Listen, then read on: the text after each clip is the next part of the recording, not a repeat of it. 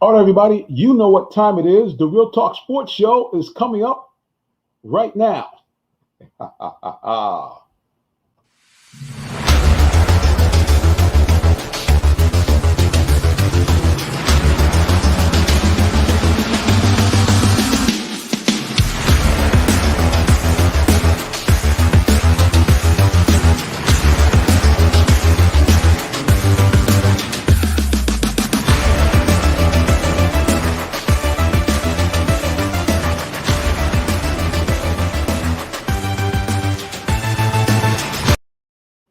Bam! The Real Talk Sports Show is here. I'm your host, the Minister Jonathan Simmons, and we thank God for those of you who are watching us here on the broadcast.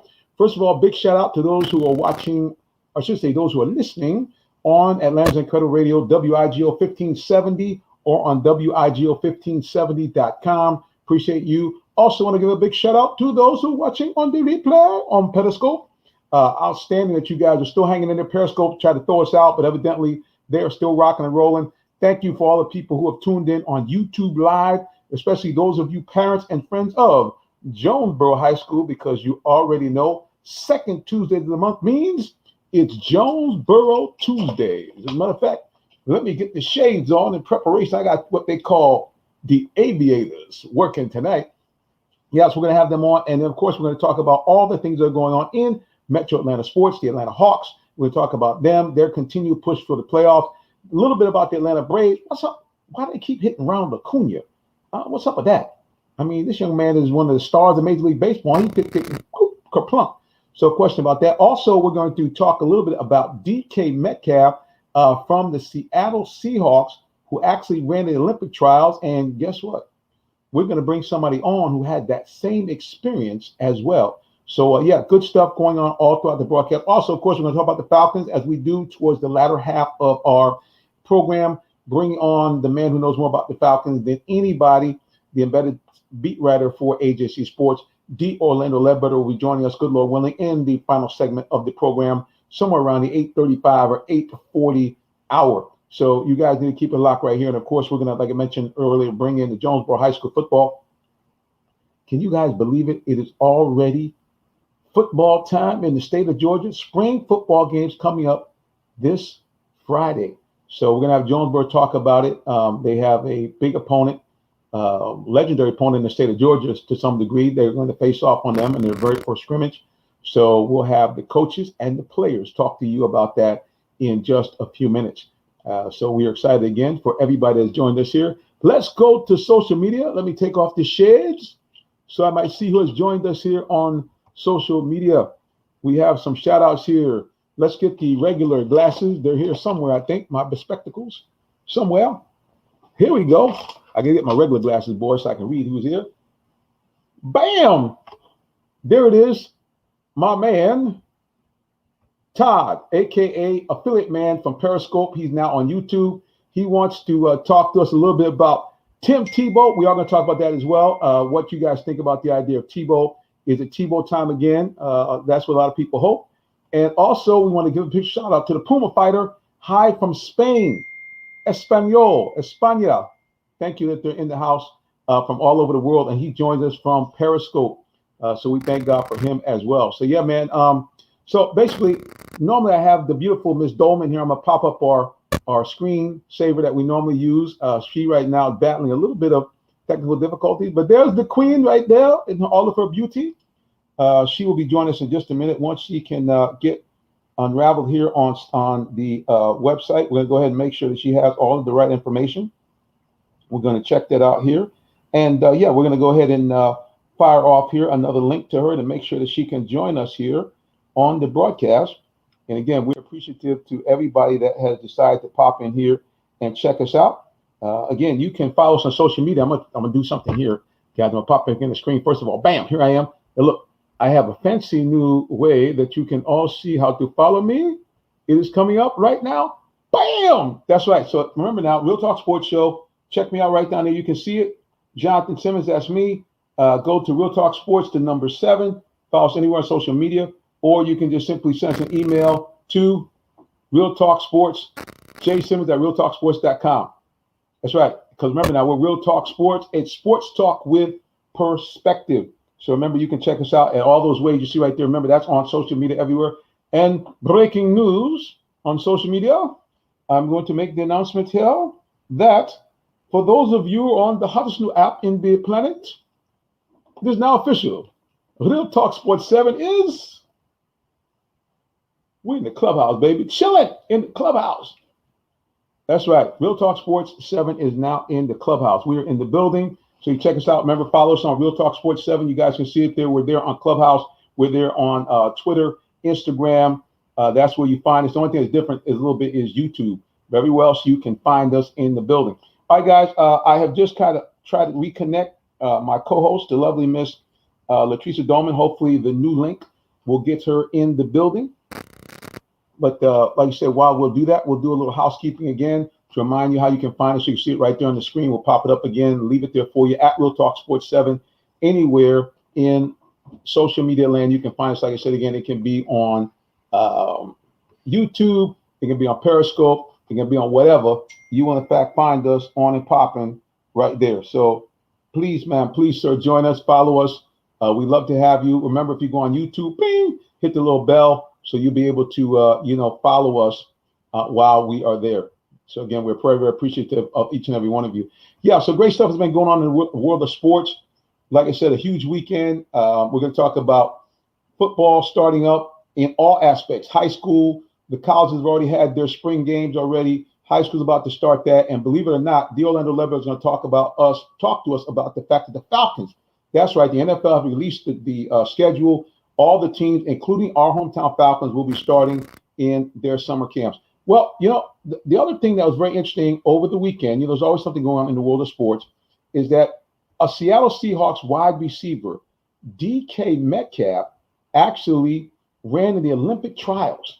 That's right. This guy, who is a monster of a man, size-wise, went out and ran in the Olympic trials. And so I said to myself, man, how can this guy do that? What kind of regimen do you have to have in order to actually compete in the Olympic trial? Because keep in mind, if you are, I think, in the top, whatever, you actually are on the team and you get to travel with the team to wherever the Olympics are being held. Well, how I do it.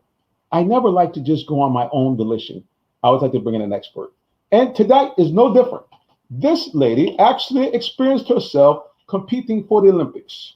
I must put my shades on so I'm not overwhelmed by her beauty when she comes on the screen. She is a two-time former NCAA All-American. She also herself, as I mentioned, got a chance to compete in Olympic trials, narrowly missing making the team. And she's going to talk to us a little bit about the rigors of doing that. All right, guys, feast your eyes on the lovely, one and only Miss Monica Kabler is about to enter the lockdown living room right now. Jonathan, you always do me so much justice. I swear. Thank you. Thank you, sir. Because we don't come on Wednesday, so I can't do the whole Women's Crush Wednesday thing. So I got to do it today. So this is how we do it. We'll take it. Listen, so it's good to see you. Everything good. It was Mother's Day. Big shout out again to your mom. Like I said, my mom's not here, so I miss her. So shout out to you. And just again, shed the love out there to her and to all of your familia. So now, thank you. What do you think about this? DK Metcalf, here's a guy, a wide receiver, guys probably be about 6'3", 230 out here running the 100-yard dash. First of all, the time, very close to 10 seconds. How big is that to be that close to all these top athletes? It's huge. Just coming out the gate, rocking it. I was impressed. It reminded me of back in the day at UGA when Garrison Hurst and Champ Bailey would come out. The whole football crew would come out and run track in the off season. They would try to rack up.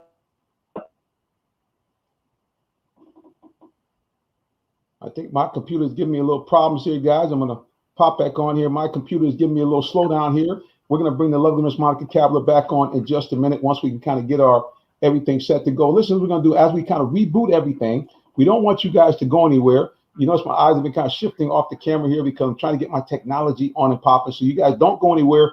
We'll take a little quick commercial break. You're watching, you're listening, you're tuned into the Real Talk Sports Show. We'll be back with more in just a moment. Okay, remember, don't go nowhere. Okay, please don't go nowhere. Hello. Are you in the market for a new vehicle? Well, check out Allen Vigil Ford Lincoln in Morrow, Georgia. We have one of the largest inventories in our area for both new and pre-owned vehicles, so we're sure to have something for everyone. Family owned and operated since 1982, customer satisfaction is our #1 priority. Come see our full lineup of vehicles and find the one that best fits you. Give us a call today, 678-726-5739, or shop us 24/7 online at allenvigilford.net. Okay. All right, guys, we are back here. Again, you're listening, you're watching, you tuned into the Real Talk Sports Show. And now, once again, guys, I'm warning you, you're going to have to put your shades on. Get ready. Because now we're going to give you not one, but 2 doses of beauty here. Our co-host, the Queen, has now arrived in the building, technologically now sound. And we're also going to bring back the lovely Miss Monica Kabler. So first, Miss Kabler, we'll bring her into the building. There she is. And then we're also going to bring Miss Dolman into the building. Are you there? Yes. Bam! We got everybody. That's I what hope you I'm talking can about. hear me okay. I can't get my computer working, so I called in from my phone. Yeah, no worries. We appreciate you. We know how it is when the computer just won't do what it needs to do. So I was having a little technological difficulties earlier myself, so we appreciate you. So, Tree, as you know, we had a big race that went on during the weekend. A NFL athlete shook up the world and said, I'm going to go and try out for the Olympics. So I brought a young lady who has experienced that herself, Monica Kabler, former UGA standout, 2-time All-American, and also herself competed in the trials. And she was just telling us a little bit about how she was blown away and how some of the guys at UGA used to do the same thing. Awesome. Yeah, definitely. Monica. It's so Hey, good. how are you? Good to see you, Tree. Let me get that close-up thing working there. There you go. Thank you. It was crazy. I was telling them back at UGA, Garrison Hurst and Champ Bailey came out for the track team. And, I was so surprised that Champ actually broke the long jump record at UGA indoors and also finished 3rd in the SEC championship, which is unheard of. So it was incredible. So I'm excited about what DK is going to do and how he's going to up his personal best and really get it in. So it's a lot happening. Yeah, I mean, like I said, it was just incredible to think about. I mean, the big thing that gets me is that physically, just even when he came out there, Tree, you see how much bigger he was to the rest of those sprinters? I mean, like, the rest of the guys are like little kids. And, okay, the grown man is out, DK Metcalf. So, exactly. Yeah, that was. He needs that beast mode on the field, but whoa. Yeah, but a lot of football players are really fast, and a lot of them are great at track, so I'm not surprised. Right. When I think about what it's going to require, however, to just go through the rounds, most people see, okay, you're fast, but to endure the rounds 4 times over and over and over, you really have to be at your best every single round is like the final. Then you go to the finals at the Olympic trials. So it's a grueling, and the endurance that is required is beyond. So I'm excited to see what he has to offer once he got all the first meet jitters out of the box. So now let's see what's going to happen coming up. I think he could top it. And the sky is the limit with him for sure. Now both of you are multi-sport athletes. Monica, I know you competed in all different types of track, and of course, Tree, you did both volleyball and basketball. And track. And track. Oh, see something I didn't know. Yeah. I didn't know. All right, so I'm going to ask you first, Tree. How did it help you as far as the whole concept of being a all-around athlete, as far as the different sports? Well, it definitely helped me. It's kind of like what Monica was saying with endurance.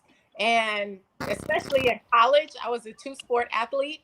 And I was not one of the ones who missed this practice because I had another practice. I actually went to both practices. So I did my full volleyball practice, and then I went and did my full track practice. So that really helped me with my endurance and just determination and grit. Think about it. You're doing 2-3 hour practices. That's a lot of work in one day outside of classes. So I think that being a multiple sport athlete is always a great thing because you learn different things from different sports and you can carry it, and it can make you better in the sport that you choose to excel at.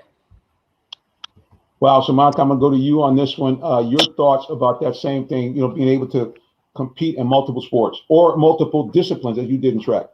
Yeah, definitely. I mean, time management is the key, and really allocating the time to the ones that you're best at, pretty much. I mean, even multiple disciplines, like you said, did long jump, triple, relays, but the majority of my time and focus was put on my best event, which was the triple jump. Well, it sounds like all you guys really benefited from all that. I can tell you all I benefited also from my multiple forays into different sports. Can't you tell? Can't you tell my voice is so resonant now after my many years of playing multiple athletic activities? But I will say, I couldn't perform them at the highest level, but I was an anomaly. I actually was one of the only African Americans that weighed over 225 pounds that actually went out for the tennis team. I actually played tennis in high school. I wasn't able to make the cut for the team, but it was always must see TV to see this giant man, kind of running around the big afro, doing a fairly decent job of playing some tennis. So that's my only claim to fame, that I could play a little tennis as well as some non-tackle football, emphasis non-tackle. I know Coach Floyd in the background saying, what? Yeah, non-tackle. I'm just saying. So now, okay, going back to that same vein, how do you think it's going to help DK, Monica, as far as now as he gets ready to go back into training camp and get ready for a new season? Ooh, that's a good. I know it's going to sharpen him, and he's going to be prepared. Hopefully, prayerfully, he won't be drained and emotionally depleted from the journey. But I know that race reps on the track will definitely get him in shape for anything that's ahead of him. And I would expect that he PR every time, break his personal best every single time he races. That would be my personal goal for him, because as any athlete, you want to beat yourself every time. So once you endure that journey of track and field, he'll be able to face anything at NFL training camp at that point. Yeah, I would think so. I mean, again, for you've done it, transitioning from volleyball to basketball or vice versa, and also doing some track. Now you said track. What discipline were you in track? What'd you do? High jump, high hurdles. In college, in high school, Okay. I did more. But in college, since I was a walk-on, he only allowed me to do so many events because he said that if he let me run over his scholarship athletes, that they would leave, and I wasn't obligated since I was a walk-on on the team. Ooh, politics. Here we go. Well, no, I understood because he did have a point. I was a volleyball player for the university, and I could have left track at any moment. And then if he, had his scholarship, it made sense. So I had no problem with it. I'm one, tell me how it is, and it is good. But I was very fast and quick, but I did also understand, and I enjoyed doing the high jump and the high hurdles. Well, I would think that would translate extremely well in basketball and volleyball because, I mean, certainly, as I think that you probably did a lot off the ends of spiking, you have to elevate quite a bit to be able to get that proper angle on those spikes and those kills. So I'm sure it couldn't have hurt you at all being a high jumper in track. I'm glad I got the information. See, I didn't know. So I tell you, I always got breaking news on the Real Talk Sports Show. Yes. Never know. All right. So now the other thing, a lot of guys have been hitting me up on social media. As both of you guys is, what are your thoughts about it potentially once again the NFL being Tebow time? As a 33-year-old Tim Tebow makes it. Oh, look, the Queen already done bowed her head. I know something's coming right here. All right. What do you guys think about the idea of 33-year-old Tim Tebow, who hasn't played an NFL game, I guess, in 8 years, even trying out for the Jacksonville Jaguars? Monica, I'll go to you first, since we saw Tim a couple of years ago right here in Atlanta. Right. I put nothing past Tim. I mean, anything, where there's a will, there's a way. I think if he's prepared, he knows what it takes. He's been doing this his whole life. So he knows what's required to be at the best of your shape of your life. So we'll just see. I mean, I'm excited to see how it unfolds. So we'll keep the faith on him. We'll go to the Queen. Ms. Stoneman, what are your thoughts about Mr. Tebow coming back to the NFL? Well, I feel that if that's what he wants to do and he really wants to do it, just like I tell anybody, follow your dream. So it doesn't matter how old he is. It doesn't matter how long it's been since he's played in the NFL, which has been since 2012. If that's really what he wants to do, then I say go for it and try, right? But if it's something that he was talked into and it's not really what he wanted to do, but someone tried to convince him, then we'll see. But I do think that he is a great athlete, and I'm just really amazed at the decision of the team when you have so many younger players that did not get drafted. I mean, there's so many people who actually train at this position. It would be different had he actually ever played tight end.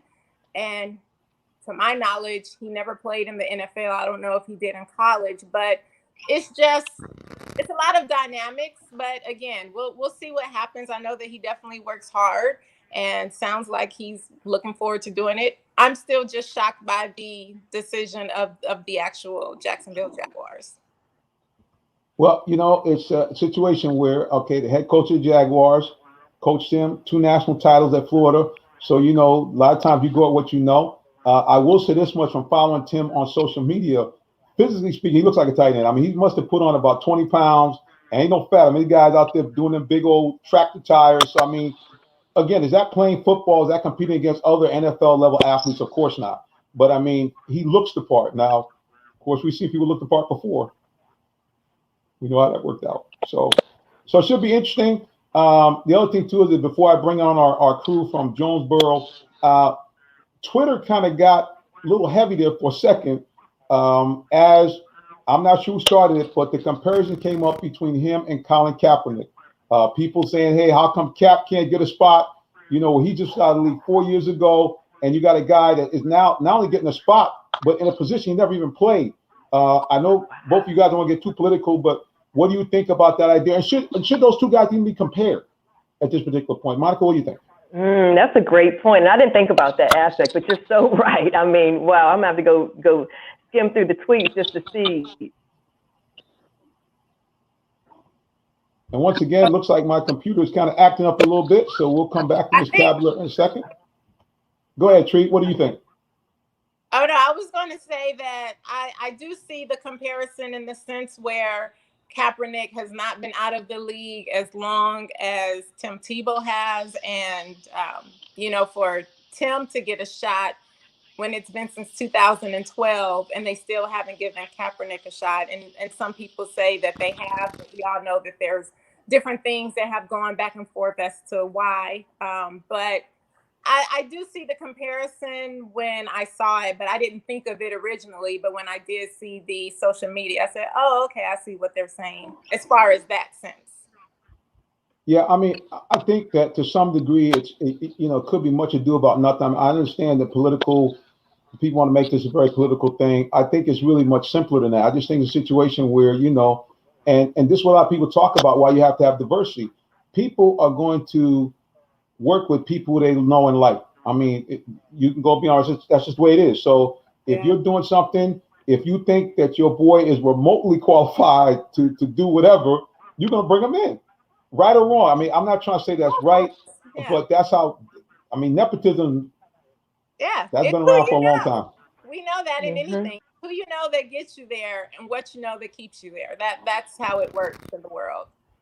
Oh, we got right. It's absolutely like family. And as we all know that. Well, listen, Monica, I know your schedule is tight, speaking of family. So tell people how they can find out more about you, social media. This is how we do it. The floor. Yay. Follow me at Monica Kabler and follow my organization as well, takeflightforlife.org.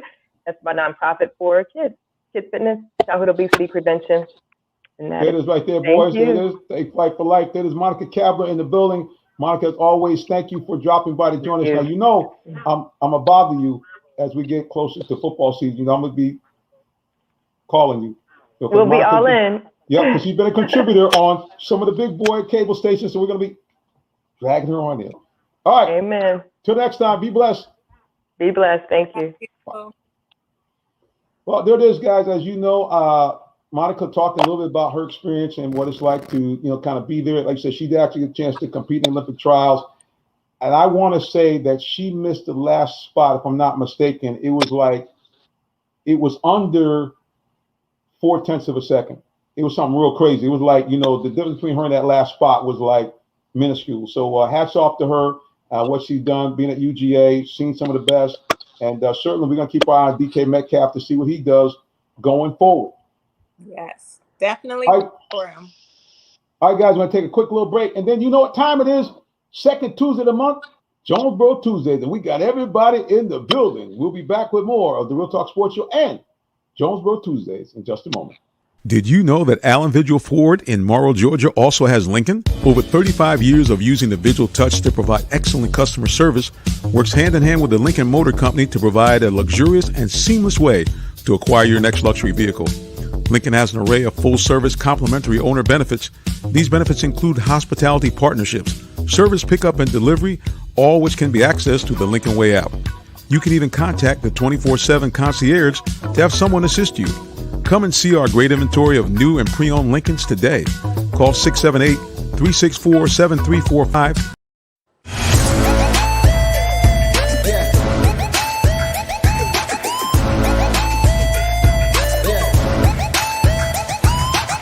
This is OJ Howard with Real Talk Sports. What's up, guys? This is Tim Tebow. You're listening to Real Talk Sports. This is Charles Wood. Let me grab the mic. You ready? All right, guys, we're back. Again, you're listening to the Real Talk Sports Show, watching the Real Talk Sports Show. Big shout out to those of you watching us on Periscope, YouTube. Mad love to you guys on Facebook as well. And also, those of you who have tuned in to watch us on Twitch as well. We appreciate each and every one of you. Well, like I told everybody, we're running a little bit behind time, but that's okay. We have the crew from Jonesboro High School football in the building, and I'm going to bring them in. I believe the coach is somewhere hiding out in the green room, but until we get ready, there he is. I see him right here. He is the head coach from the Jonesboro High School Cardinals as they get ready for their very first scrimmage. The one and only Coach Timothy Floyd is in the building. Coach Floyd, welcome back to the show. Hey, thank you. Thank you for having us. Good to see you all again. Good to be seen, sir. Good to see you. Well, Coach, it's right around the corner. I can't believe it. I guess your first scrimmage game is on the 14th. Is that right? May 20th. May 20th. Okay, so we still got a week to go. Perfect. All right. Yes, sir. Well, I think you got some of your young men here. I think down in the building here. Let's check it out. We have Kyle Hernandez in the building. Kyle, welcome back. Hey, thank you for having me. And I think Marcus Dunn is in the building. Marcus, welcome back, sir. Thanks for having me. See, Coach Marcus be a man to move. Every time he come on, he's like running from room to room when he in the car. Like he's like, look, I got to be on Real Talk Sports for wherever I am. So Marcus, mad love to you, bro. We appreciate you. No problem. Man, one of those three-sport athletes. Hey! So Marcus, listen, we were talking about that, and I'm gonna ask both of you guys and Coach the same thing. Of course, everybody knows we talked about the fact that DK Metcalf from the Seahawks actually ran the Olympic trials. Marcus, tell a little bit about, first of all, the three different sports that you do and how it helps you, especially in football, the fact that you are a multi-sport guy. I play basketball, baseball, and football. Right now, I play basketball for that to keep me in shape because I really don't like to stay in the house. And baseball, that's something I love to do. I've been playing that ever since I was 4 years old. So it's you still have to train for it, but you have to make time to train for it and get you right for that season, if you know what I'm saying. It's funny you should mention that. So how different is the training for the other sports? I mean, how different is the training, let's say, as you transition from, basketball to, say, baseball? Is the muscle workouts that you do different? Not really. It's basically the same, still lifting weights and still running. So it's really no difference.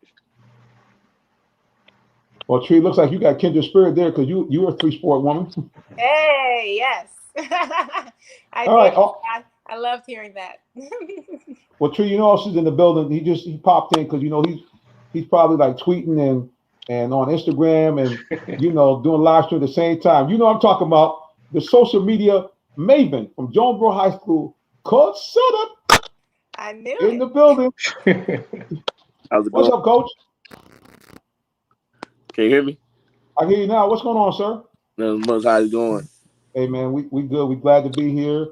The gremlins tried to block the queen from coming in, man. She was trying to come out the green room, and the gremlins jumped out and grabbed her. I saw she just disappeared. Oh no, wait. Yeah, so we glad we got her back in there because she's always impressed with the way you guys go about your business.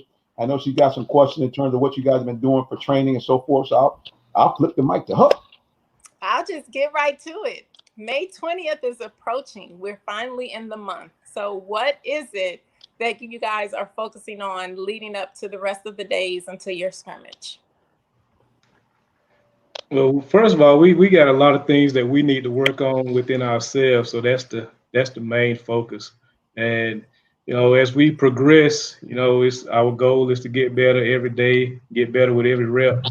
And when we get to May 20th, it'll be time to line down and see, check our progress out against someone else. And we're super excited about the challenge today. That's a very, very good program. Yeah. I love that because, like you said, it's a great program that you guys are going against. And one thing that I always tell people, which Jonathan, I know you hear me say it all the time, it's not how you start, it's how you finish. But the scrimmage that you guys have on May 20th will just help you guys figure out more things that you need to work on and different adjustments to be made. So I love that. Focusing on self is the best thing to do. So Kyle, I'm sure you guys, since they're right down the road, you've heard a little bit about, Elka. I think you guys might have played them since you've been there. What's kind of your take about the idea of jumping right the box with a team that, I think has won 4 of the last 5 Class A championships? I mean, I love it. Just like Coach Floyd said, it's a great program and it's a challenge. And we're going to see where we at come May 20th. We're going to see all this progressions, all the work that we have done and that we have put in. it's going to show come May 20th. And Marcus, how about you? The idea coming out. I mean, I know you're always ready. I think you play both ways. Is that right, Marcus? Yes, sir. Right. So you every time I see you look ready to go. What's it like? What are you thinking about the idea that you're going to get a good test your very first scrimmage against a team like Elka? Like Coach said, it's a very great experience. Like at the end of the day, it shows who worked harder. And May 20th is gonna come out because we both got to strap our helmets up and play. So it all lined down in between them lines. I like that, Coach. Look, it looks like they already got that pregame stuff already. No nonsense. It's like, hey, we're just gonna strap them up and see what we can do. And that's all we can do. I mean, they can have their fun on social media, whatever it may be, but when 6:30 come and the kickoff come, it's all on the gridiron, like you say, in between those lines. I would think. Go ahead, Tree. And I was just saying, hard work. Yes, ma'am. Like I said, I mean, and that hard work, I'm sure there are going to be some things that you guys are going to be trying to look to do. When you have these scrimmage games, do you have a coach a series of plays that you say are scripted? And look, we're going to do, these first 10 or 15 plays, or you say, hey, we're going to try to work on our passing game. How do you set up on these initial scrimmages? Well, it's most definitely our base plays we want to be able to run, but I think going into any game, any scrimmage, anytime, we want to be able to run the ball and we want to be able to stop the run. That's always the main focus anytime we line down. And it's trying to check out different players to see what new guys bring to the table and just kind of refreshing the older guys. And Coach Serb, how about you? What are some of the things that you look to try to get done with your crew? I think you work with the O-line a lot, don't you? Sir. So what are you trying to get accomplished? What kind of things and techniques are you guys going to try to do to open up this first scrimmage?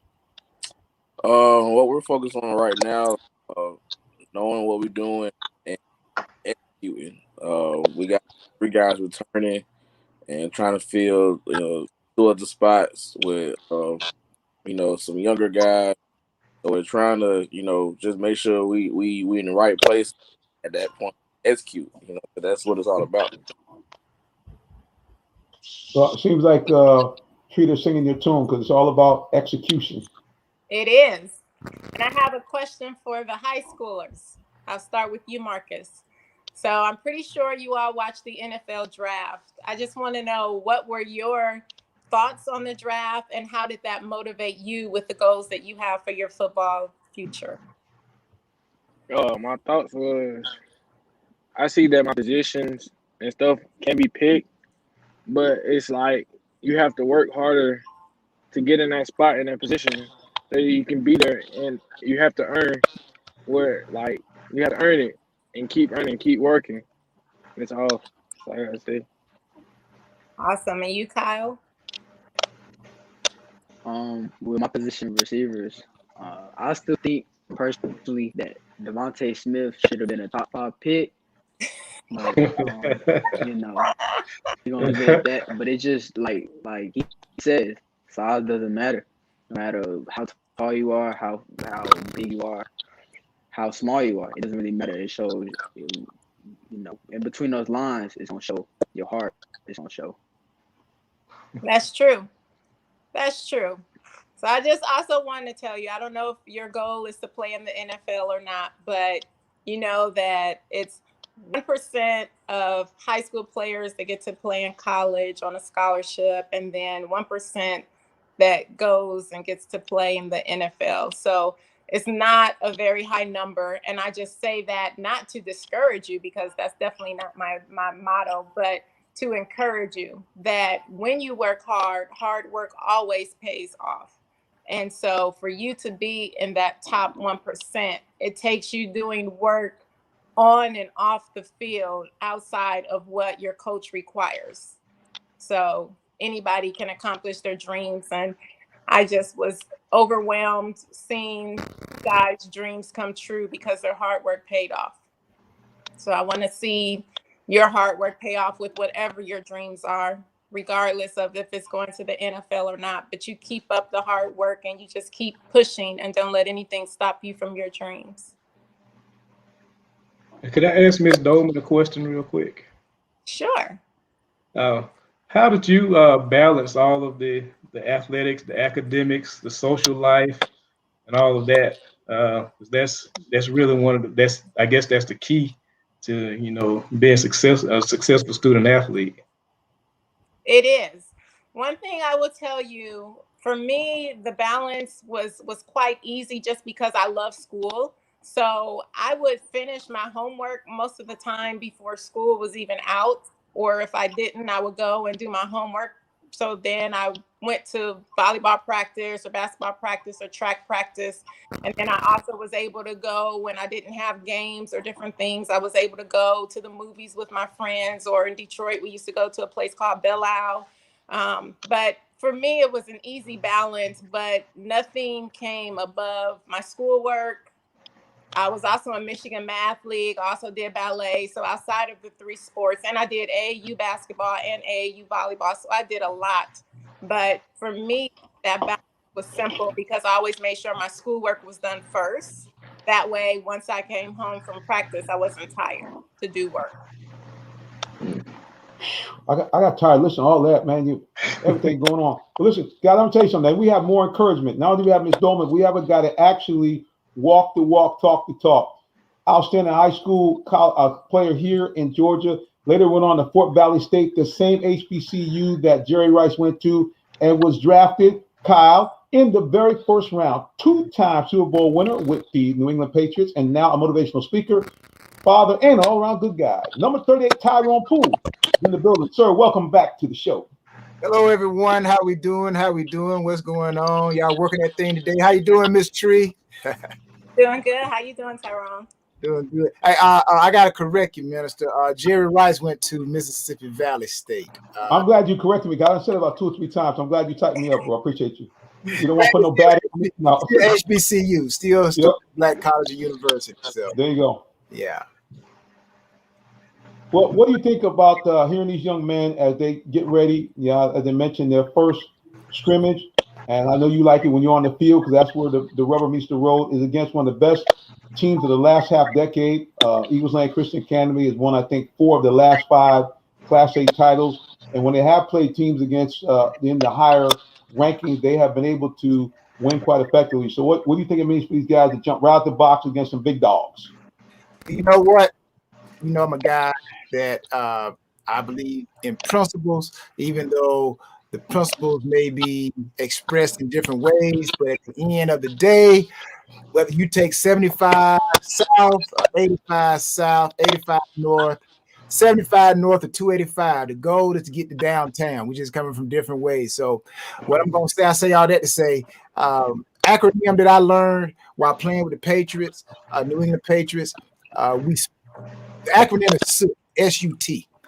And if everybody on offense can speak the same language, understand the same way, and think the same way, then regardless of the opposition, they shall fall. They will fall, because that's like the movie 300. You know why they were so good? The movie 300, it took place back in the Greek methodical years. But the reason why the Mighty 300 was so good and they defeated everybody was basically what I just said. All 300 of them men, regardless if they went against Xerxes, the Persians, or whatever, the Mighty 300 spoke the same language, understood how they were supposed to protect each other, and they talked the same language. So when they went out there as one. 300, but as one. And there's an episode, actually there's a piece in the movie. I don't know if you guys ever seen it, the movie 300, but there's a clip where Leonidas, he asked one of the other leaders who brought his men to help out. And the guy who was coming to help out told Leonidas, he said, we heard that you guys were on the warpath and we want to come join you guys. So Leonidas, he looked at him, he said, okay, what's your profession? And the man on the other, army said, I'm a carpenter. And then Leonidas pointed to the other man. He said, what is your profession? And he says, I am a builder. My dad was a builder. I'm a builder. He said, that's another guy. What is your profession? He went on and said what they were supposed to say individually. So then Leonidas turned to his group. He says, what is our profession? And they all spoke at the same time. They all did the same punch and everything. He told him, he said, you see, my friend, I brought more with me than you have. So at the end of the day, people, I'm telling you, if you get everybody to speak the same language, understand the same way, think the same way, it don't matter who comes your way, they going down. Well, I think that's, you done brought the 300 in, bro. That's some killers. I mean, so, I mean, at the end of the day, though, it's true. You really want to, you really, two things I take away from Tree's comments and also from Tyrone's is that, obviously you want to do the best you can. It's all about being part of the team. Which I've watched Jonesboro. You guys have really seemed to grab a hold of that concept from the coach. And the important thing is to be about your books, because at the end of the day, y'all saw the draft. I mean, Kyle, what'd you say? You thought that a Heisman Trophy winner, where he should have been drafted in the top 5, right? Yes, sir. Top 5. Right. He ended up going somewhere, I think around 10 or 11. And you think I got a list. You can go look right now. If you Google up Falcons signed 20 undrafted free agents. If you look at every single one of those guys on that page, most of them had at least 1 or 2 stellar years where they were either All-American, first team, second team. They didn't get drafted. So that should show you, man, that you just gotta. Don't be wrong. Keep that goal in mind, but also try to get them books. Hey, can I get these guys? I know we on off on another subject, but man, anytime I can talk to young people, man, I just love it. And plus, all those who are listening and watching as well. As I was sitting backstage and waiting to come on, I'm like thinking, and these young men, I'm gonna tell you this. I learned this right here recently, and actually I've been operating off this principle for years. Coming from LaGrange, Georgia, I'm born and raised here in Georgia. LaGrange, Georgia, went to Fort Valley State, repping my school. The one thing that I learned is it's all about the attitude. It's the attitude, gentlemen, whether it's books, whether it's athletics, whether it's being a better human being or a CEO, it's the attitude. There's a reason why someone is a CEO of a company, and they may not be the smartest person of the group. It's a reason why the company chose them to be the CEO, because it's an attitude. Okay. A group of sheep led by a lion will defeat a group of lions led by a sheep. Think about that for a moment. It's all about the attitude. You're going to act like your environment. So I say all that to say the lion dismisses all excuses that we have. You're like, what are you talking about, Tyrone? It dismisses all excuses. The lion is the king of the jungle, right? everybody would say the lion's the king of the jungle. I've seen a lot of animal videos where the lion is just pull crocodiles out the water and wildebeest wrestle them down. I'm like, all animals are pretty much scared of those lions. The lion is not the biggest. It's the elephant is bigger than the lion. The hippopotamus is bigger than the lion. So it can't be size. The giraffe and all these other animals, there are other animals that are taller. So it can't be height. And there are animals they say that are smarter than the lion. So it's not all about smart. You know what like I said, the lion has? It has its mentality. When the lion comes up against the elephant, it looks at that elephant and it says that I'm going to eat you. I'm hungry. I'm going to eat. The elephant has a mentality too, as big as it is. But when it sees that lion, it gets scared. I'm afraid I don't want to be eaten. So at the end of the day, the lion is a great example of what it takes to be great in anything. It's an attitude. Guys, 6 inches. They talk about real estate. Somebody, they going to buy a house over here. They're going to flip a house there, buy a real estate. Guys, you know the greatest real estate that you own is 6 inches between your ears, man. Your brain. That's the greatest real estate that you could develop right there. If you could develop that thing right there, I'm telling you, it ain't no matter. Nothing can't stop you. So I'll leave you with these 3 A's right here. Your attributes. You got to know what your attributes are. That's number 1. You got to know who you are, what you can do, all that stuff. What are your attributes? Then you got to have that attitude. And then your attitude, usually when you start to go up, which is your altitude, you want to get around other people. You want to get around other eagles, other people, because you feel like, you know what? I'm better than where I came from. So I got to go talk to people who can take me where I want to go. So at the end of the day, guys, think about them lions. All right. Think about them lions, your attitude, your attributes, and your aptitude. All right. You guys can do anything. I'm telling you, anything. Don't let nobody tell you anything different. All right. Anything. Now, also say attitude is everything. I concur. Well, I gotta say, y'all done made me hungry. Hey, how did that make you hungry? I'm hungry for success, baby. I need success. I want to be a lion, darn it. But I gotta be careful because old lions, they'll mess you up after a while. So no, I'm just kidding. I mean, even the old lion, they say, hey, they give the OG respect because they know he's still a lion at the end of the day. So I'm just saying. But yeah, man, it's just, as always, Tyrone, good inspiration. I hope all you guys, got something from that. Kyle, I know you play wide receiver, and you talked about Devontae Smith being a small guy. Bottom line is this, man. A couple of years ago, I had the great opportunity. They wouldn't let us cover the game. We got opportunity to actually cover the weekend events around the Super Bowl when it came here to Atlanta. And not only that, they said, guess what? Even though you can't do the game, as soon as the game's over, we're going to escort you over into the building, and you'll be able to actually be in the interview room with all of the winning coach, losing players, MVP. Well, who's the MVP of that Super Bowl, Mr. Wide Receiver? Do you know? That the Rams against the Patriots, who's the MVP? Kyle? Oh, Kyle, I'm gone. I guess I done messed him up with that question, Coach. Well, anyway, for those of you out there, the MVP was a guy by the name of Julian Edelman, not Tom Brady. Okay? It was Julian Edelman, a guy who played quarterback in high school and college and came and turned things around, became a wide receiver, a small, I'm not going to make it a racial thing, but a small, slow-footed white guy. Became the MVP of the Super Bowl when it was here in Atlanta. Why? Because he had heart. Why? Because he wasn't scared of the stage. And he went out there and took on any and all comers and did the same thing, unfortunately, down in Houston. He said, I don't care if the ball bounces off about 8 legs, I'm catching it.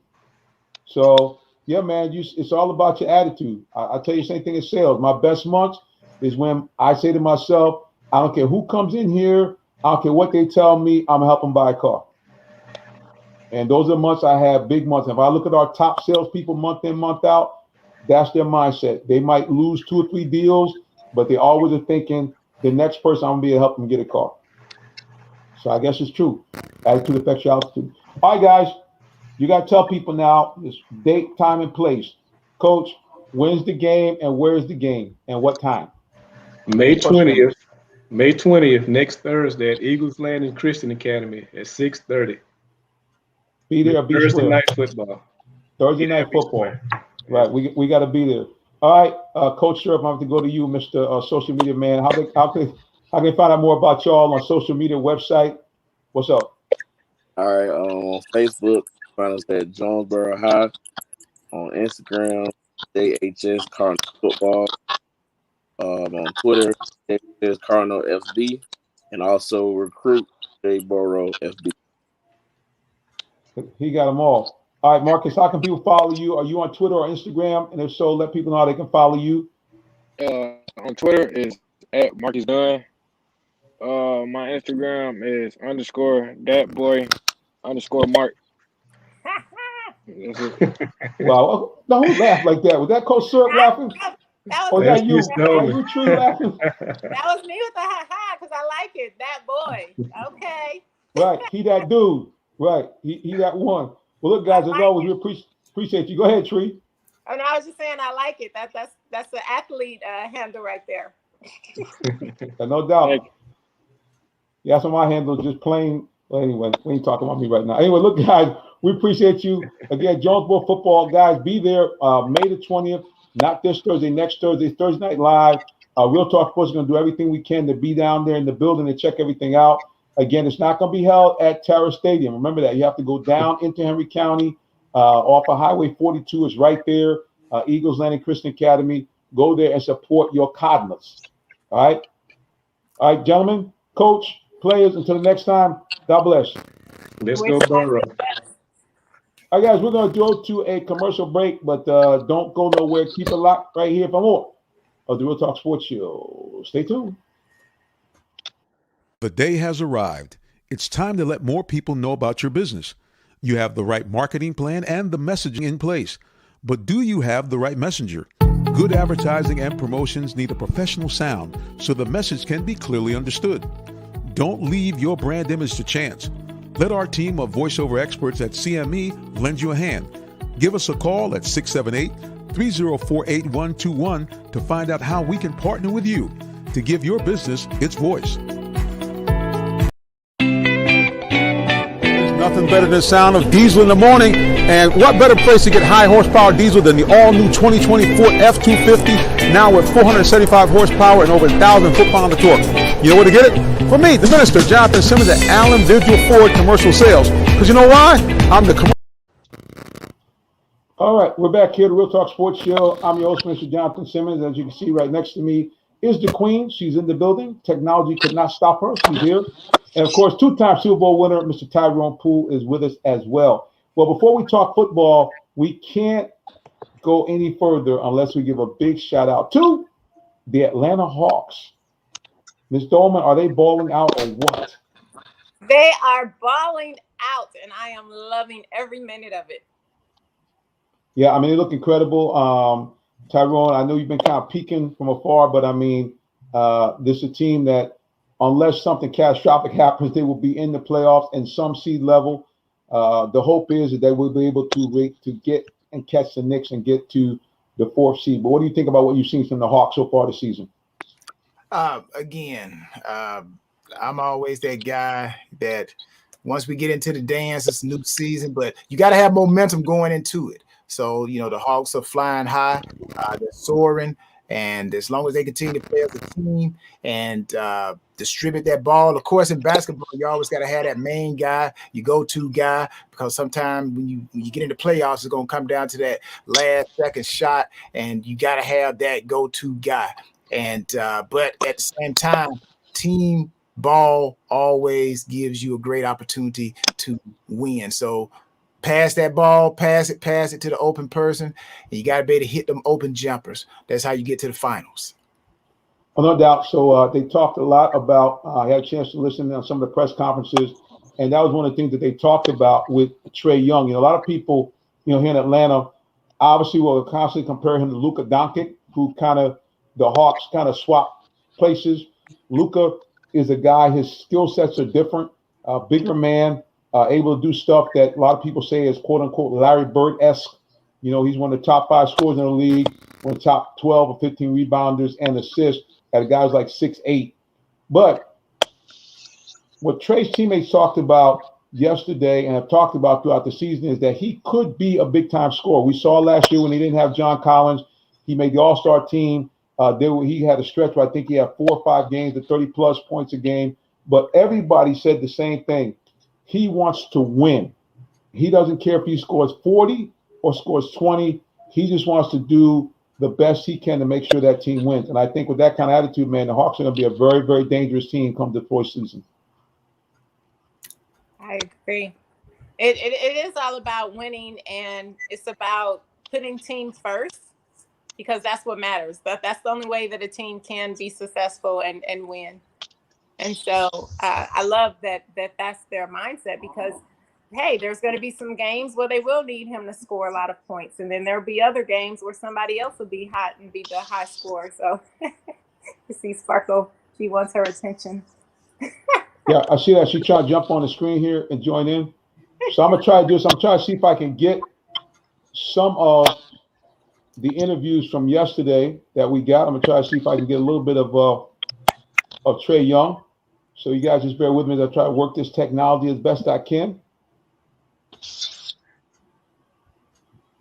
Yes, it was such a great game yesterday. I really wish we could show the highlight of John Collins blocking that dunk. That was one of my favorite plays of the game. And then also when Trae Young went for that move and he was pivoting, and he even faked me out. I thought he was about to pivot and pass the ball, and then he pivoted again and went to the hole. It was like, wow.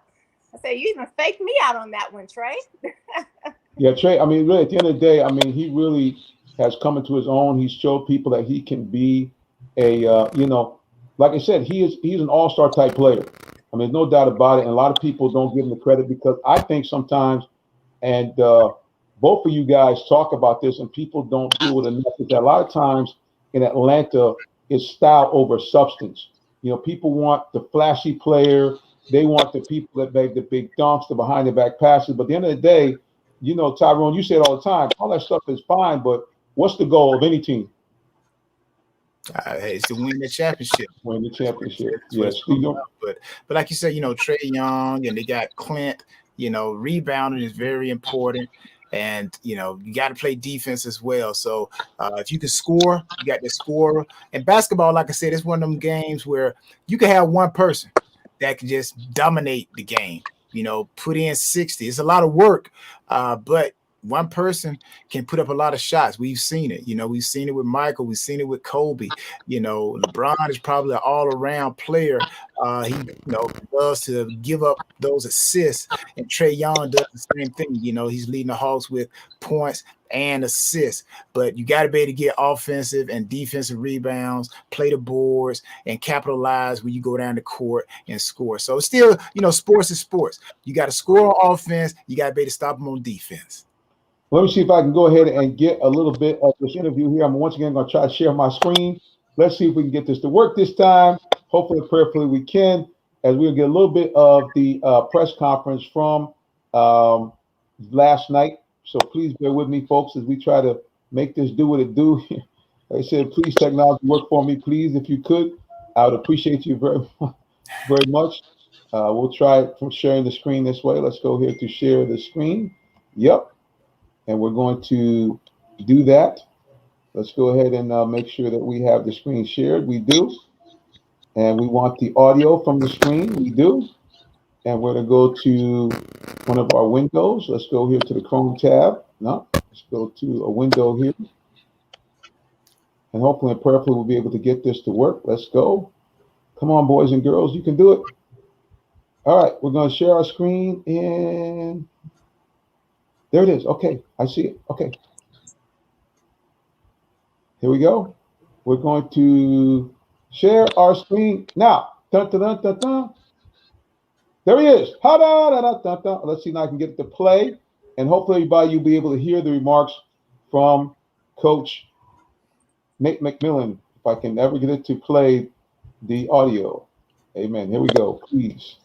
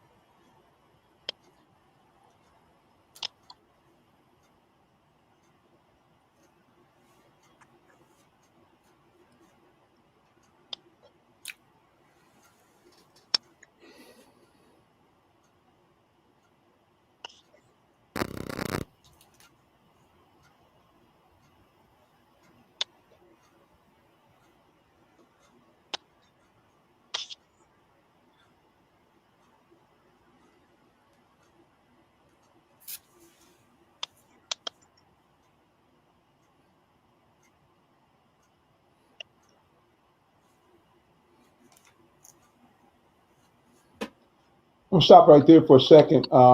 See, this is why the Hawks are playing the way they're playing. Tyrone, what stuck out about what the coach said when they asked the question, hey, how did Bogdanovich go from being kind of like a slightly above average player to being like this stud, averaging, over 20 points a game? I'm gonna tell you, to be honest, Minister, I did not hear the audio. I saw the video, but did not hear the audio. Audio did not come through. How about that? That's no good. All right. Well, I'm sorry to hear that. I thought we were getting some audio here. We'll try that again next time. But what the coach was saying, basically, they asked him the question, again, how was Bogdanovich turned from being basically, in other teams, kind of a role player, and then in this last month of the season here with the Hawks, basically being a guy that was the go-to guy.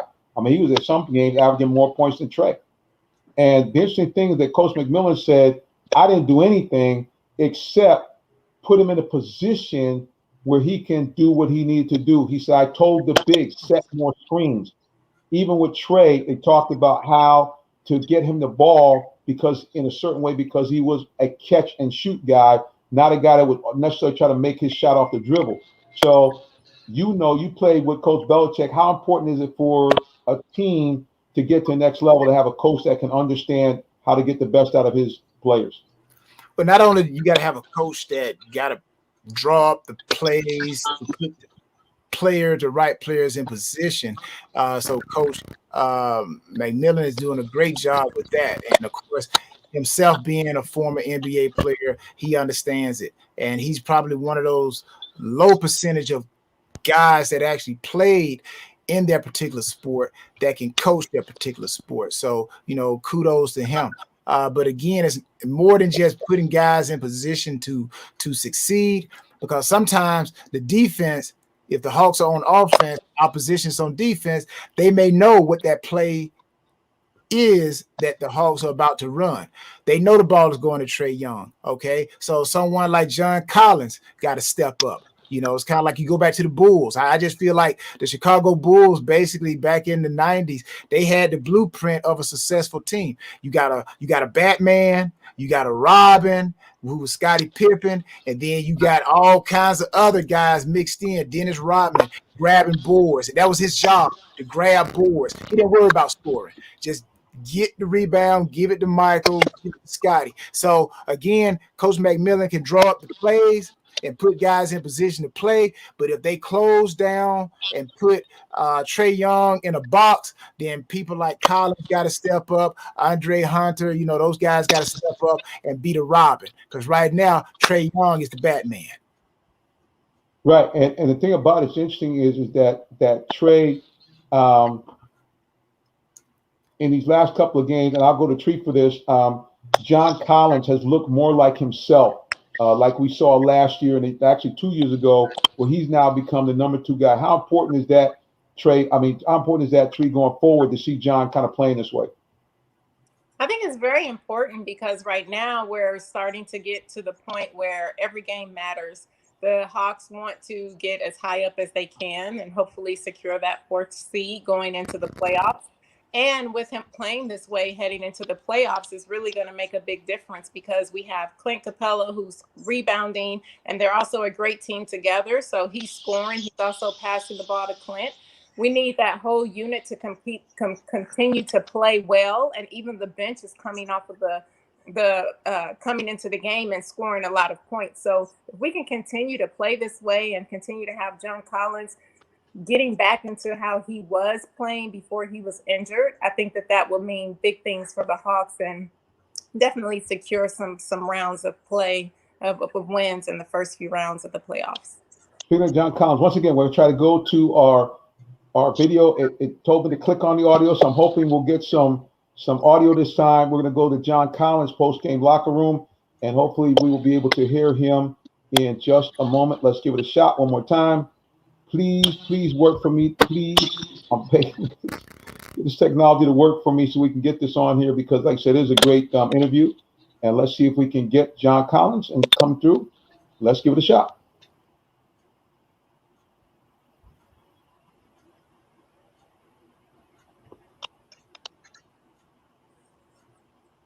Still no volume. All right.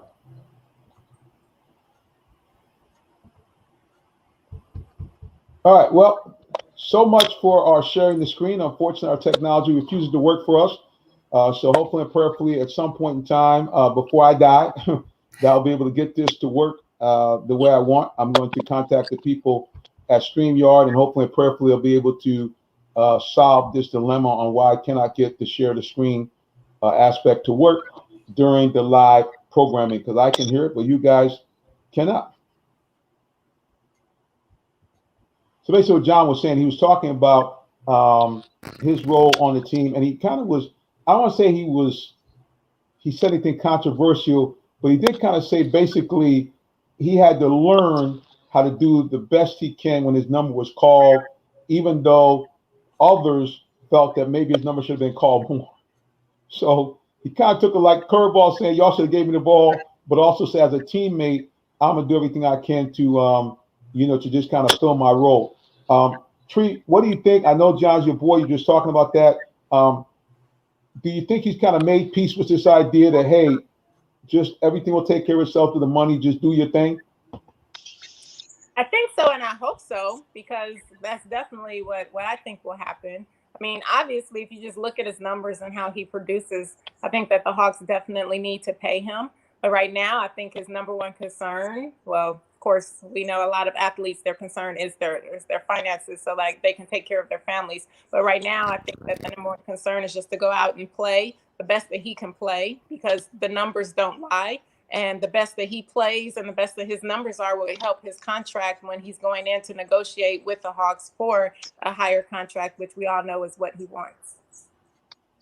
No doubt. I mean, like I said again, I mean, he's had 2 big games back to back.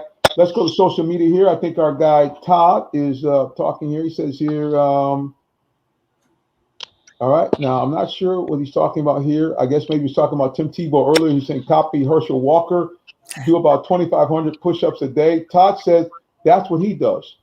So I guess we're going to have, Todd, I guess we'll have to have you come on the air and show off your physique of doing 2,500 push-ups a day. I'm not sure that all works, but that's what he says.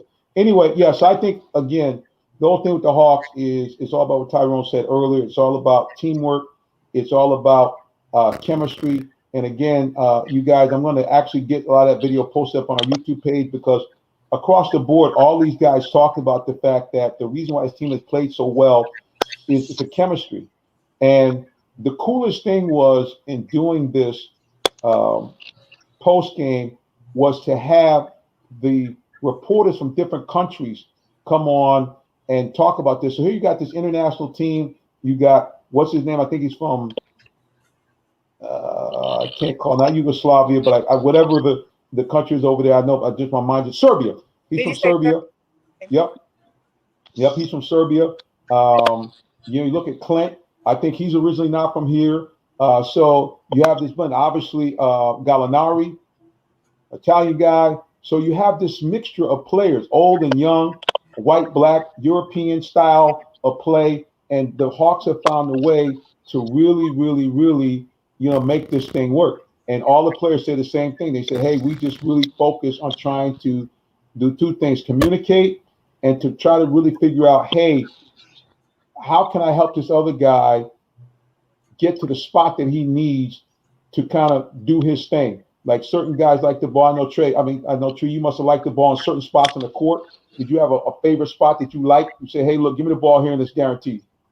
Yes, I love catching the ball at the top of the turnaround jump shots. There it is.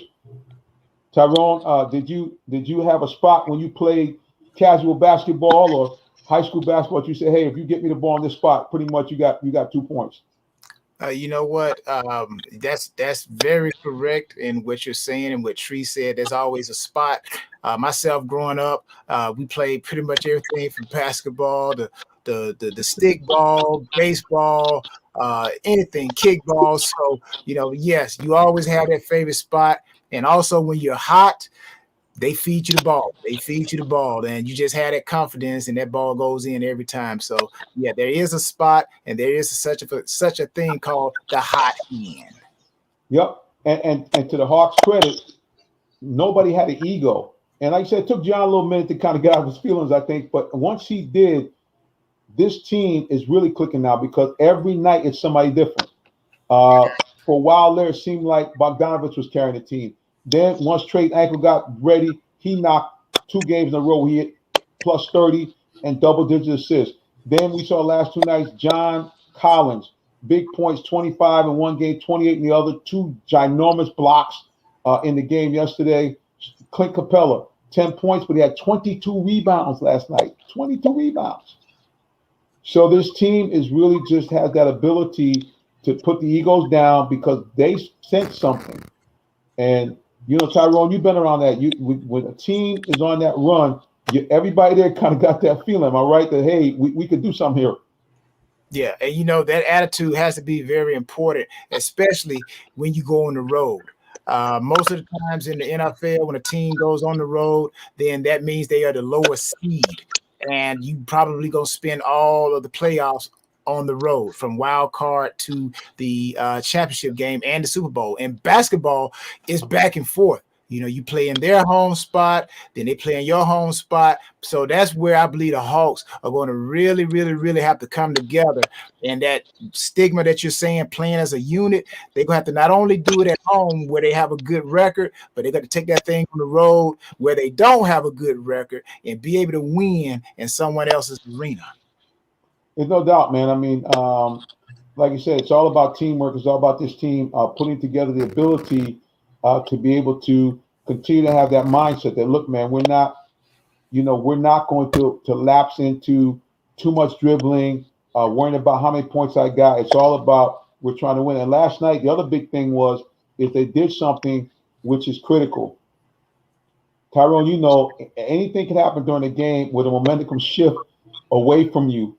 And that last point of the game, you have to find a way to get it back to get a win, even if you win by 1 point. Last night, the Hawks were up by 19. I think it was early in the fourth quarter, midway through the third, and the lead went down to 1. And Washington had the ball with the ability to potentially hit the game-winning shot. Fortunately, Westbrook did not, but all the guys said afterwards how critical it was with only 5 games left to play.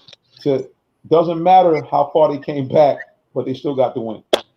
Yeah, and definitely you brought up a great thing, Jonathan. When you have a lead and you're up like that, you have to finish it. You know, that's an old game. I'm pretty sure everybody remember this game, Mortal Kombat video game. Yes, and when they get that character bobbing and weaving, finish him. So you get a team, you up by 19, 5 minutes left, you got to finish them. You can't let them back in the game, because if you do, then other teams, whenever they go against you, they're going to always know you can come back on these guys, because they let other teams back in. They will let us back in too, guys. So that's why it's very imperative that the Hawks learn how, when you got somebody down, you got to put your foot on them and keep your foot on them. Yeah, like I said, to their credit, like you said, they should have won by double digits, and Westbrook could have hit it, but he didn't. And it was that game last night to win that thing 125-124, and to say we almost blew the lead is a lot different than saying we blew the lead. Almost means we still got the win. When you blew the lead, like, oh, tag on it. So yeah, they definitely did what they had to do to make things right.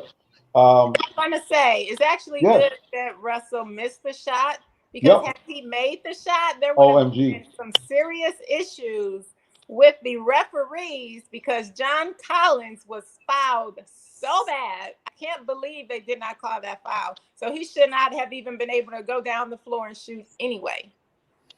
Yeah, and you know, in that kind of situation, you got Russell Westbrook, you got a guy that, you know, set the all-time record for triple doubles. They ain't doing nothing. They figure, hey, y'all was up by 19 at home. Hey, we ain't calling nothing. And you know, the referees this year, that's been a problem throughout the year. I mean, the players have been complaining all year long about the referees, you know, calling pity-pat fouls, people being thrown out of the game for saying things. I mean, just, you know, you got to let people play. I mean, you can't curse anybody out, but I mean, they threw Luka Doncic out because he basically threw the ball down court and said it was a lousy call. And they said, you're out. Now, see, that's going to be something very important to look at as well. Will the Hawks be able to get those calls when referees feel like they are a superstar team and they got to win? Now, I do believe some of that stuff goes on, and they just called that foul because most referees, they're like, okay, I don't want the office to say that we didn't give one of our star players an opportunity to shoot a foul shot. So that's going to be the other thing that I believe the Hawks going to have to battle against. Do the league recognize them as a high-quality team? And the referees going to probably give them some of them calls. Just like Tree said, John Collins was like mauled, but he didn't get that call. So I'm like, does that say, anything about what they think about the Hawks as far as their ability or their dominance? Or are they just a team that, hey, everybody's like, okay, they winning, they're in the playoffs, but still got to look out for teams like the 76ers, the Bucks, the Nets. They got more star power. Yeah, that going forward, that's going to be a problem. I mean, because a lot of times Atlanta is considered the lost stepchild, so we're going to see going forward what they need to do. Well, in our last 15 minutes, we're going to shift gears here. We're going to take a quick little break, and then we're going to talk a little bit of NFL. Want to get your opinion, Tyrone, as the teams now get ready for summer camp. You listen to the Real Talk Sports Show, watching the Real Talk Sports Show. Don't go nowhere, because we'll be right back. Hang on, please. Did you know that Allen Vigil Ford in Morrow, Georgia also has Lincoln? Over 35 years of using the Vigil Touch to provide excellent customer service, works hand in hand with the Lincoln Motor Company to provide a luxurious and seamless way to acquire your next luxury vehicle. Lincoln has an array of full-service complimentary owner benefits. These benefits include hospitality partnerships, service pickup and delivery, all which can be accessed through the Lincoln Way app. You can even contact the 24/7 concierge to have someone assist you. Come and see our great inventory of new and pre-owned Lincolns today. Call 678-364-7345 to make an appointment with one of our brand champions or shop 24/7 online at allenvigillincoln.net.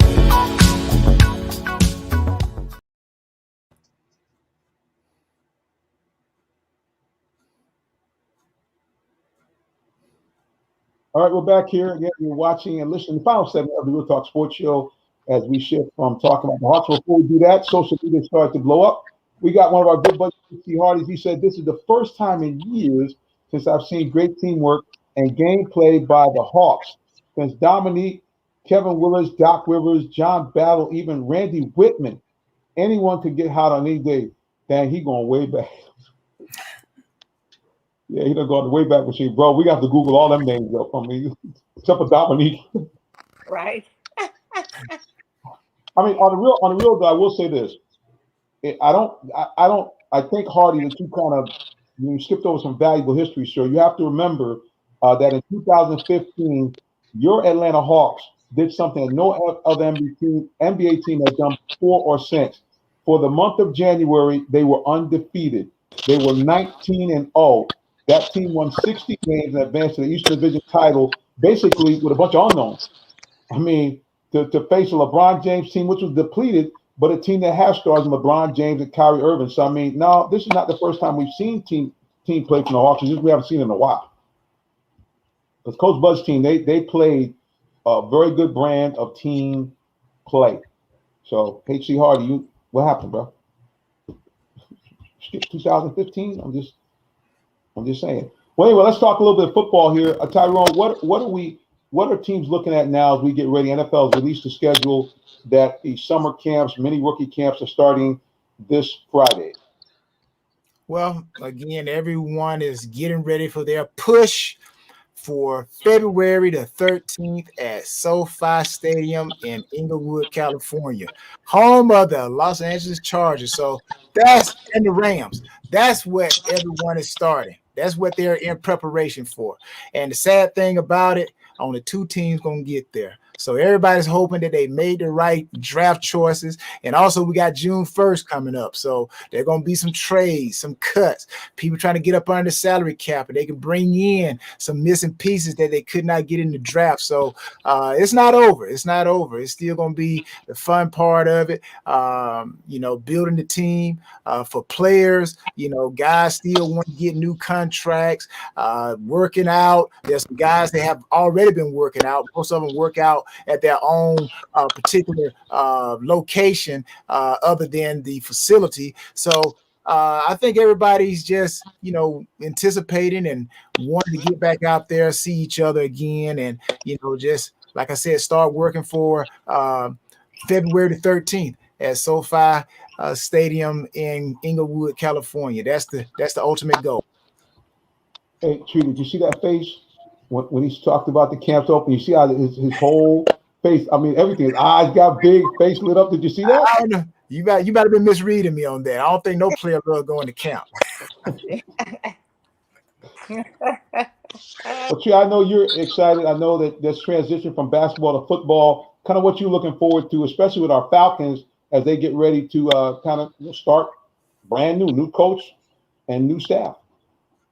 Well, I will be excited when the first game happens, but I am excited that they are starting to work out, and be interesting to see the teams after they make their final rosters. Yeah, no doubt. So what I think we're looking at here is interesting. You know, you talk about the Falcons, you know, how they brought in, you know, a lot of players because they have to obviously fill a roster where a lot of guys were let go, a lot of guys that were our fan favorites, you know, guys like Rico and, you know, some of the other guys were kind of cut loose. So they had Con O'Neal, all these guys are gone now, so they had to fill these spots. So it's going to be interesting. Let's go over to social media. And our man Todd here is asking the question, do y'all believe in Atlanta sports hex? I'm waiting for this other shoe to fall on the Hawks. What do you think? Do you think there's some kind of sports hex here in Atlanta? I don't. I mean, honestly, it's funny because we know when people talk about the Atlanta teams and the professional teams and the Falcons and University of Georgia and just how they can be up and then lose the game and just all of these things, and the Braves, all of the teams. But no, I don't. I just think that there just needs to be a mentality to win, and some things just have to change within the organization. As we've seen with the Hawks, a lot of times people want to say, oh, it's not the coaching, it's not this, it's not that, but the coaches are there to run plays, make plays, also motivate players. And we see with the Atlanta Hawks, what they were looking like before the coach now is there as the head coach, and what he has done since he has become the head coach. So I don't think it's a hex. I just think that each team and each organization just needs to fix their missing piece, because they have a lot of the pieces that it takes to be successful. Tyrone, think that's some hex? Atlanta can't, somebody put some voodoo on them? They can't get to the big one? Now, when the Falcons go play them Saints, now I do think they be out there down in Louisiana. They be walking Bourbon Street and they be shaking their little. Nah, just joking. But no, I just basically think you know, it's all about the ownership. The ownership, if they want the team to win, they're going to do everything to put the players in position to win. And I had a great revelation by watching that baseball movie, Moneyball, talking about the Oakland Athletics. And there were parts in that movie where the owner really, he wasn't trying to spend money to bring in great players. And that what made that movie, which is a true story, so realistic that, you know what, you still can win, but you got to bring in 3 players for the price of a great player. So again, it can be done, but from the owners down to the coaches, you got to put the players in the best position. Now, I'll use a quote from the great late Al Davis. Al Davis says, he can always find coaches, but he cannot find great players. So again, bring in the great players, you're going to see things change. So again, and also add this in, people. There are times in the game when, like we talked about, Jonathan, you mentioned the momentum. The momentum just switches. It changes. And if you don't capture it and put it back on your side, then you can lose a game like that. It doesn't matter whether you have great players or not. It's just sometimes it's part of the game. Yeah, there's no doubt. That's it. Really coaching does make the difference. I mean, you know, the bottom line is you obviously need good players, but, you know, you really have to find a way to get the coaches, especially in football. Tyrone, you've gone to coach them up, treat the same thing. I mean, you can, because think about the old saying, you know, that one coach can win with yours, but you couldn't win with his. Because why? That guy knows how to get the most out of those players. That's what made Vince Lombardi great. That's what makes Nick Saban great. Not only wrong, Nick Saban has great players, as we saw by the last NFL draft. But at the end of the day, you still have to be able to coordinate all that into a win. Let's take another look here at the Falcons. One of the things that's interesting, Tyrone, as you know, is that sometimes you can find hidden gems. you can find guys that were undrafted. And if you look at the undrafted free agents the Falcons have, there's a couple of guys in there that they got some potential. You look at the guy that most likely will be the third string quarterback, Felipe Franks. What they say, Tree, you can't coach size. The guy is can't teach size. Can't. So Felipe Franks, volleyball and basketball, you can't teach height. Right. And so in this particular case, Felipe Franks, a guy that had some up and downs at Florida, did fairly well in the senior season at Arkansas. And of course, in his early years at Florida, actually was the quarterback that threw to a young Kyle Pitts. Well, you can't teach 6'6.5", 238 pounds, a rifle arm that can zip the ball around. You can't teach that. So that's what Felipe Franks brings to the table. Tyrone, a young man that you might like. They drafted a running back who took a flyer on last year. He decided, hey, I'm not going to do it. Javion Hawkins, the running back from Louisville. He's only about 5'9", but in his one full season, his one season as a starter, rushed for 1,500 yards and about almost 6 yards a carry. So there's a guy that potentially could, come in maybe and do some work. Yeah, Hopkins, I go back and I think about when Barry Sanders played behind, a lot of people probably forgot about this, but Barry Sanders played behind Thurman Thomas at Oklahoma State. Right. So, sometimes guys, just because they're, didn't get an opportunity to play their sophomore and junior year, sometimes they're playing behind other great guys. And it's not that they can't play. It's just that the coach feels more comfortable that the guy that is the oldest has more experience. But yeah, Hawkins, he get an opportunity. He's on the roster because he has the ability. Now, the key is, can he learn the playbook? Right, no doubt. So it's going to be very interesting to see these guys. Like you said, when you look at the guys they picked, I know Tree would have preferred either a defensive player or Justin Fields, but Kyle Pitts is allegedly a freak of nature. No, I told you I was fine with Kyle Pitts or Justin. So I'm fine with Kyle Pitts. All right. That's my correction. She says she okay with him. You know why? Because he's a tall guy, and she knows that he could do some damage potentially here, being, again, 6'6", 245 pounds. All I can say is I hope he plays as well as he talks, because he doesn't talk a good game, Tyrone, coming in. Right. He talked about he's going to be one of the best tight ends of all time. And listen, it would be great if he could do that for the Falcons. Yeah, it would be great. But, I've always learned never count your chicken, never count your eggs before they hatch. So never count it. Just go out there and play and let the play on the field, do the talking, and just go like that, man. That's what I believe. Well, no doubt. Like I said, I just look forward to the Falcons being able to get this offense together. It has all the potential to be an explosive offense. Tyrone, you know how it is when you got a team that can run at you, multiple tight ends who can not only just block, but also can catch the ball. We saw with your Patriots when they had, Aaron Hernandez and Gronkowski, playing tight end. That means you can go those jumbo sets, and you really don't know what you're going to do, whether you're going to run the ball or whether you can throw to these huge, big targets. So, yeah, if they can get an offense that can take advantage of all these weapons, the Falcons are going to be must-see TV.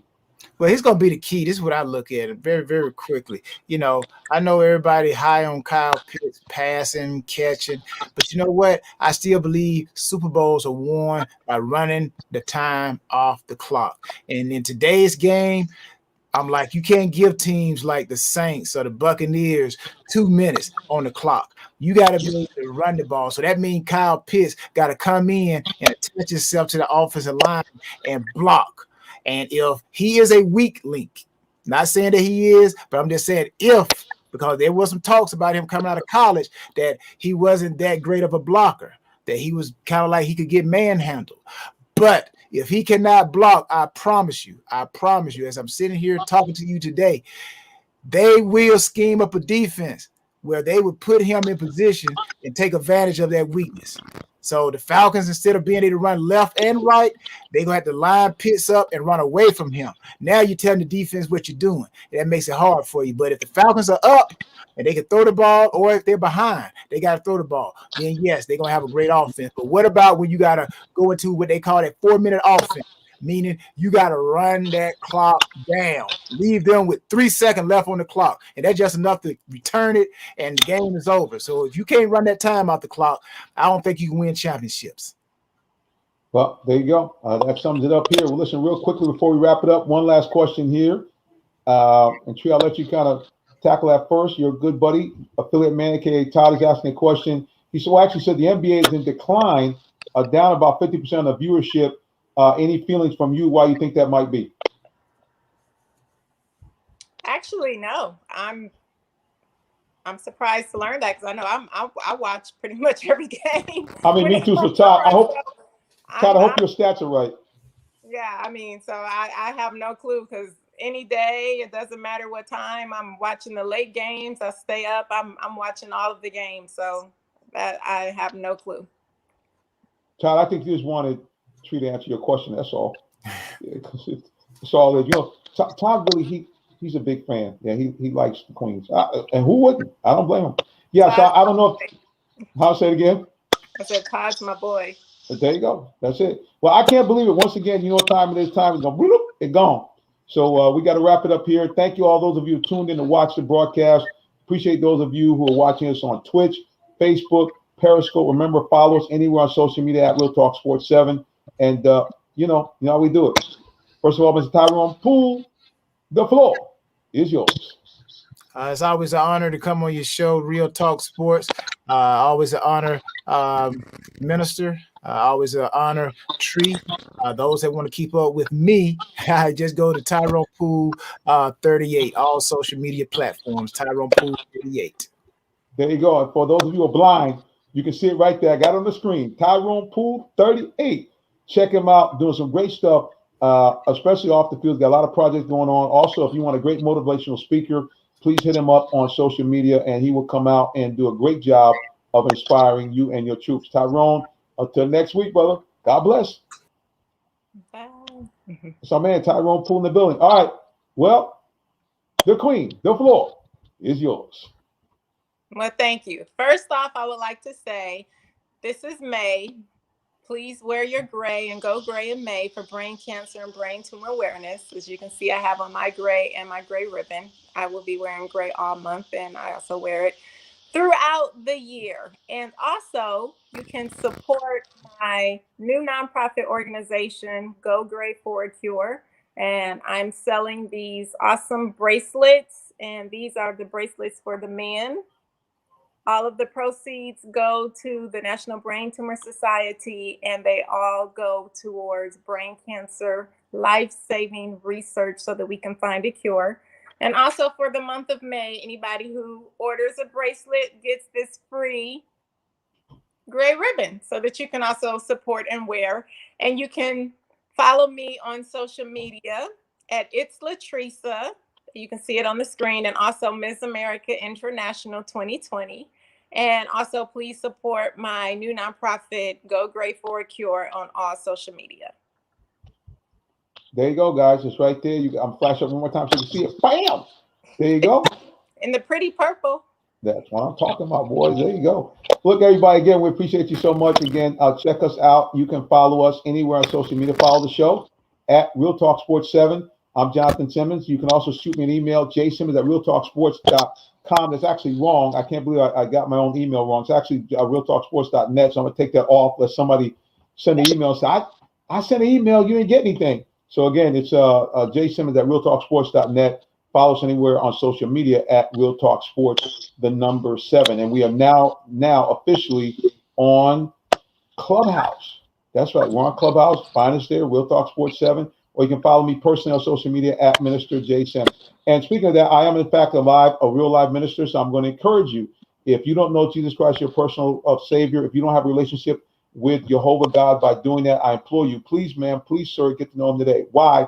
Nobody loves you like Jesus, not your mom, not your auntie, not your grandma, not your bae, not your boo, not your ride and die, not your partner, not your homeboy, not your homegirl. Nobody loves you like him. Why? Because he made each and every one of us. And number two, he came here on the earth, became man and God, didn't do anything at all, completely sinless. But here's what he did.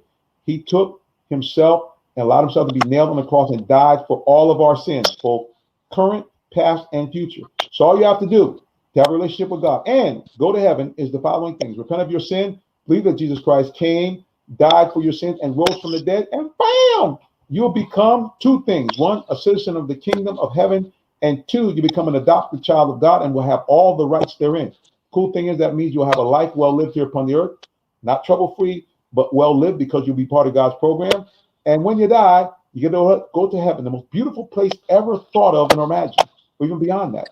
Everything adorned with jewels, bright light, no bad people, no pandemic, no persecution, prejudice of any type. And guess what? You never get old. The sun's always shining. Why? Because God is the light of heaven. And you avoid that nasty place called hell, where all the things I talked about in heaven ain't in hell.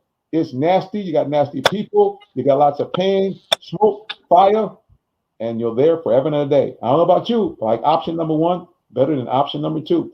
Everybody, until the next time we see you again, I say good night, and the Queen says, Bye. there you go. God bless everybody.